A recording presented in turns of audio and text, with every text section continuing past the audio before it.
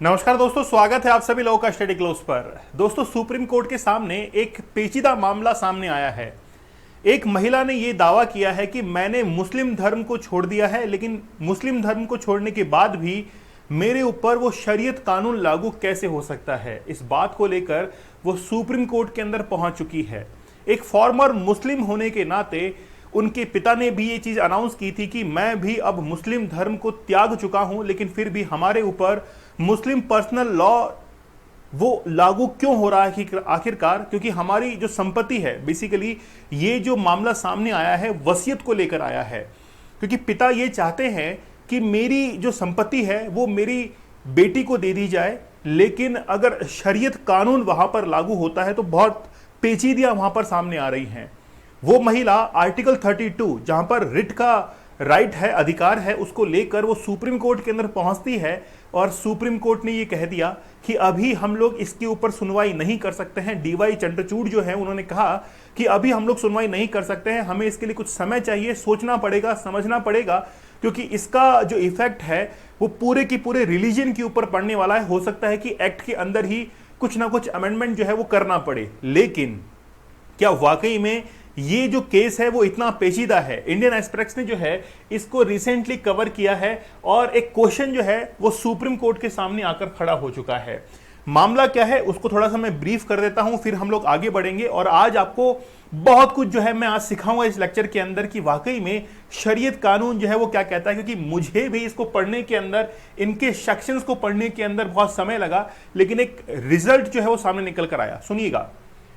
The supreme court on Monday, यानी कि 29 अप्रैल की बात है, इट विल एग्जामिन, मतलब वो एग्जामिन करेंगे question of weather a former Muslim will be govern by the Muslim personal law the शरीयत एक्ट 1937। शरीयत जो एक्ट है वो 1937 के अंदर फ्रेम किया गया था और bye the secular law of the country in matters of succession, मतलब वसीयत का जो कानून होता है उसके ऊपर शरीयत कानून किस प्रकार से लागू होता है उसके बारे में डिस्कशन किया गया।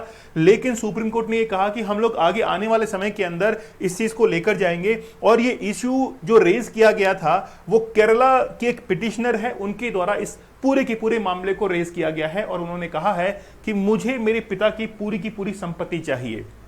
आप लोग हमारे 75 डेज हार्ड चैलेंज के साथ में जरूर जुड़िए।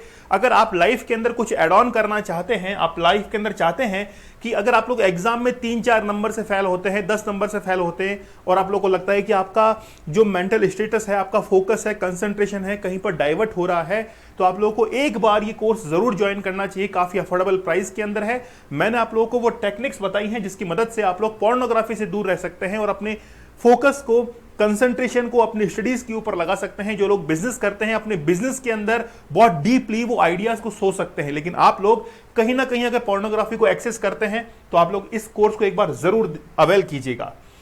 चलिए, सबसे पहले मैं आप लोगों को कुछ बेसिक्स जो है बता देता हूं और उसके बाद में हम लोग कहानी के ऊपर चलेंगे कि आखिरकार मामला है क्या। केस के बारे में मैं आप लोग को बता देता हूं कि basically the court was acting on the plea of Safia PM. ये जो महिला है इसके द्वारा आर्टिकल 32 का यूज करते हुए रिट जो है वो दायर की गई है। और ये जो महिला है वो बेसिकली एक सेक्रेटरी है of an organisation of former Muslim in Kerala. Former Muslim एक वर्ड यूज किया गया है, मतलब वो लोग जो कि अपने धर्म का त्याग कर चुके हैं, अपने धर्म को छोड़ चुके हैं। ऐसी ऑर्गेनाइजेशन जो है इसकी अध्यक्षता की जा रही है साफिया के द्वारा, साफिया पीएम के द्वारा। वो चाहती क्या है वो देखिए, बड़ा इंटरेस्टिंग यहां पर है।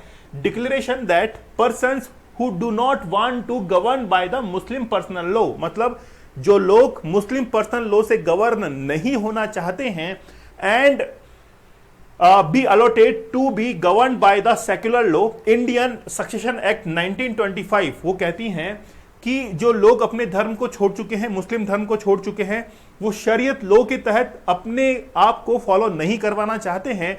वो चाहते हैं कि हम लोग एक धर्मनिरपेक्ष राष्ट्र में रह रहे हैं, इसीलिए जो हिंदूज के लिए लॉ यहां पर लगता है इंडियन सक्सेशन एक्ट 1925, उसके तहत इस चीज को यहां पर अपनाना चाहते हैं। मुद्दा आप लोगों को समझ में आ रहा होगा। यहां पर एक टर्म जो है लिखी हुई है, both in intestate and testamentary succession case. तो यहां पर दो वर्ड हमारे लिए समझने वाले हैं और इसी से हमारा आज का लेक्चर जो है वो क्लियर हो जाएगा अगर आप लोगों ने ये दो वर्ड जो है वो अच्छे से समझ लिए। देखिए बेसिकली क्या है, यहां पर आप लोग ध्यान दीजिए, जो मुस्लिम्स हैं जब वो शरीयत लॉ को फॉलो करते हैं। अच्छा, एक छोटी सी स्टोरी मैं आप लोग को बताता हूं। एक बच्चा जो अपने पिता को हमेशा हीरो मानता है, वो ये समझता है कि मेरे पिता को अगर मैं कोई भी काम बताता हूं तो मेरे पिता हर काम को कर देते हैं। मैं अगर उनको किसी खिलौने के लिए कहता हूं तो मुझे खिलौना दिला देते हैं। उसको लगता है, उस बच्चे को, कि मेरे पिता इस पूरे वर्ल्ड के अंदर बहुत ज्यादा पावरफुल है, वो बहुत शक्तिमान की तरह कार्य करते हैं, सुपरमैन हैं। वो अपने पिता को हीरो समझता है, लेकिन वो तब समझता है जब वो छोटा रहता है। धीरे धीरे जब वो बड़ा होता है तो उसको ये समझ में आता है कि मेरे पिता की तरह ही और भी कुछ लोग हैं जो कि शक्तिशाली हैं, पावरफुल हैं। जब वो और बड़ा हो जाता है और 18 क्रॉस करता है तो उसको वो सुपीरियरिटी जो है अपने पिता में नजर ना आकर कहीं और नजर आना शुरू हो जाती है। महिला का भी यही कहना है कि जब हम लोग मुस्लिम धर्म के अंदर पले बड़े हैं, लेकिन बाद में जाकर हमको समझ में आया कि ये धर्म हमारे लिए ठीक नहीं है, इसलिए हमने इस धर्म का त्याग कर दिया। आप इसको अदरवाइज मत लीजिएगा, ये वर्ड जो है उस महिला के द्वारा कहे गए हैं, साफिया के द्वारा। और वो ये चाहती है कि हम बेसिकली क्या करें कि अपने पिता की संपत्ति जो है उसके अंदर पूरा का पूरा हिस्सेदारी जो है वो हमारे पास में होनी चाहिए। पहले आप लोग केस समझ लीजिए। मान लीजिए कि ये महिला है जिसका नाम है साफिया, और ये जो साफिया है वो अपने पिता की संपत्ति के अंदर हक जो है वो लेना चाहती है। क्या इस महिला को ये हक मिल पाता है? देखिए यहां पर दो कानून लागू होते हैं। या तो ये जो पिता है वो अपनी विल को लिख दे और ये डिक्लेयर कर दे कि साफिया को संपत्ति मिलनी चाहिए, और अगर विल को डिक्लेयर नहीं करते हैं तो उस कंडीशन के अंदर इनकी जो संपत्ति है वो जितने भी शेयर्स हैं उसके अंदर डिवाइड हो जाएगी। ठीक है, अगर विल लिख दी है तो फिर वो संपत्ति उस व्यक्ति को मिल जाएगी, अगर नहीं लिखते हैं तो शेयर्स के अंदर डिवाइड हो जाएगी। पहले हम लोग यहां पर बात करते हैं विल के ऊपर। मान लीजिए कि पिता ने विल जो है वो लिख दी है, लेकिन लिखने के बावजूद भी जो है वो यहां पर कुछ बीच में जो है वो कॉन्ट्रडिक्शन हो रहा है ना। क्या हो रहा है कि जब भी विल लिख दी जाती है शरीयत कानून के तहत, तो उसकी 1/3 जो पार्टनरशिप है, 1/3 जो हिस्सा है, वही हिस्सा केवल और केवल विल के तहत जा सकता है। अन्यथा जो बाकी बचा हुआ हिस्सा है वो किसके पास में जाएगा? वो शेयर्स के पास में चला जाएगा, मतलब जिसका डिक्लेरेशन नहीं है। समझिए आप लोग, जिस व्यक्ति के लिए विल लिखी गई है कि मेरी संपत्ति उसको मिलनी चाहिए, लेकिन शरीयत कानून के तहत 1/3 हिस्सा ही जो है वो उसको मिल सकता है, बाकी बचा हुआ हिस्सा उन व्यक्तियों को चला जाता है जिसमें कोई भी डिक्लेरेशन नहीं है। क्लियर हुई ये बात? शाफिया ये चाहती हैं कि अगर मैं शरीयत कानून में लागू होती हूं तो मुझे केवल 1/3 हिस्सा मिलेगा और बाकी जो है वो किसी और के पास में चला जाएगा। ये किसी और के पास में चला जाएगा, ये व्यक्ति कौन है? ये साफिया का भाई है, ब्रदर है। लेकिन अच्छी बात है कि साफिया के भाई के पास में अगर ये संपत्ति जाती है 2/3, तो इसमें बुरा क्या है? बुरा ये है कि वो जो ब्रदर है वो डाउन सिंड्रोम, उसको एक बीमारी है, डिजीज है। डाउन सिंड्रोम जो है वो एक डिजीज है। डाउन सिंड्रोम में बेसिकली क्या होता है कि आपके जो क्रोमोसोम्स हैं उनकी संख्या में कमी आती है और एक बीमारी लगती है, डिजीज होती है डाउन सिंड्रोम। तो साफिया कहना यह है कि मेरा ब्रदर जिसको डाउन सिंड्रोम है उसको 2/3 हिस्सा मिलेगा, लेकिन वो इस हिस्से को लेने के लिए काबिल नहीं है। इसीलिए मैं अपने आप को जो हिंदू एक्ट है, ठीक है, उसके अंदर काउंट करवाना चाहती हूं ताकि ये संपत्ति जो है मुझे मिल जाए। लेकिन क्या कोई पिता का ऑब्जेक्शन नहीं है? पिता ऑलरेडी जो है वो फॉर्मर मुस्लिम हैं, वो भी मुस्लिम धर्म को त्याग कर चुके हैं। पिता भी चाहते हैं कि पूरी की पूरी संपत्ति जो है वो किसके पास में चला जाए? साफिया के पास में चली जाए। लेकिन शरीयत कानून इसको अलाउ नहीं करता है। यहां पर आते हैं हम लोग शेयर्स में। अगर विल नहीं लिखी गई है तो बेसिकली शेयर्स में किस तरीके से डिवाइड होती है उसको आप लोग समझिए। तो मान लीजिए कि विल जो है वो नहीं लिखी गई है, तो होता क्या है? अगर विल नहीं लिखी गई है तो मुस्लिम के अंदर एक तो होते हैं सुन्नी, ठीक है, और एक होते हैं सिया।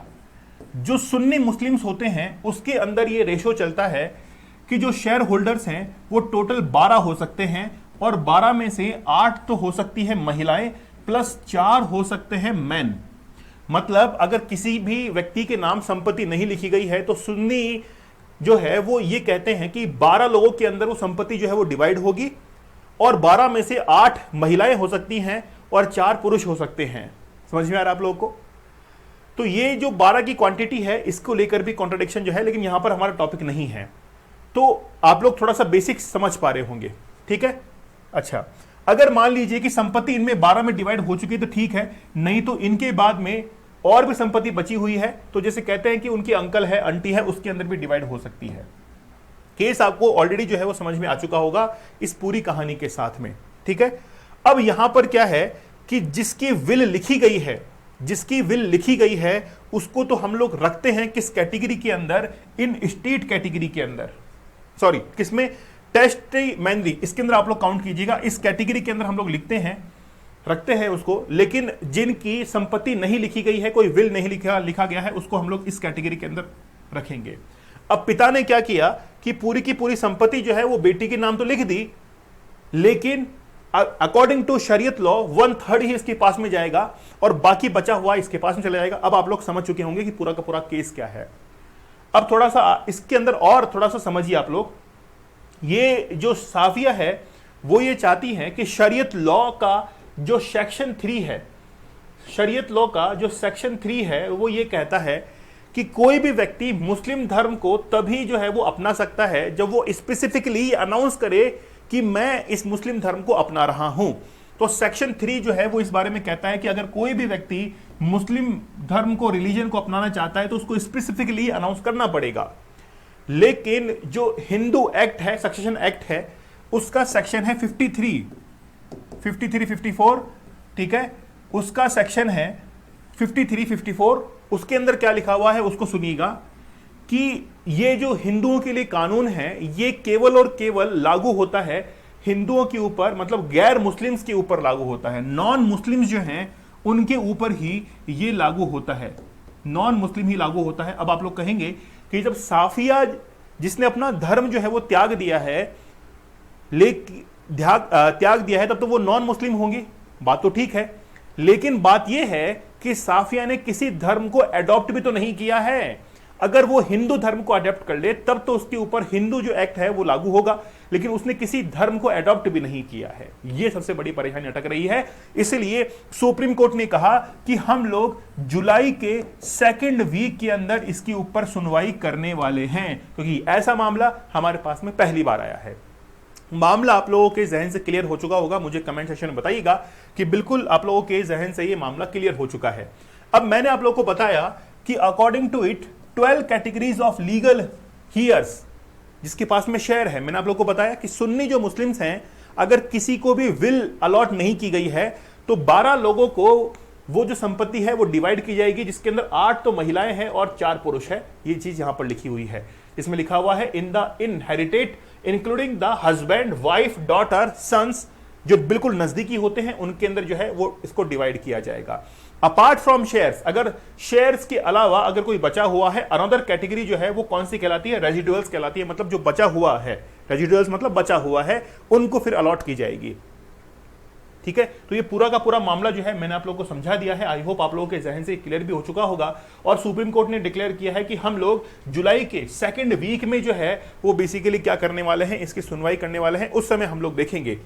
और इस केस को कहा जा रहा है, इस केस को कहा जा रहा है union of India versus Kerala 2024 case को आप लोग जरूर याद रखिएगा। ठीक है, चलिए आप लोग हमारे 75 डेज हार्ड चैलेंज को जरूर ज्वाइन कीजिएगा अगर आप लाइफ के अंदर कुछ करना चाहते हैं, कुछ एड ऑन करना चाहते हैं।